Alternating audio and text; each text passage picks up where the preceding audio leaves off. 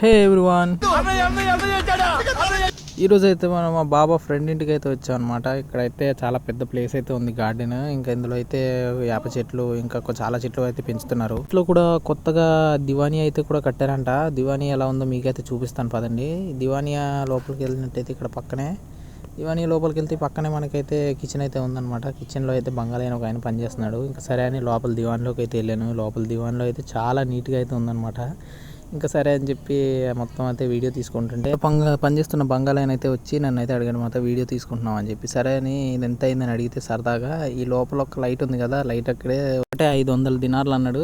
దగ్గర నా 5 నెలల జీతం అది. ఇంకా సరే అని చెప్పి మొత్తం అయితే వీడియో తీసుకుంటుంటే మా బాబాయ్ అయితే వచ్చాడనమాట.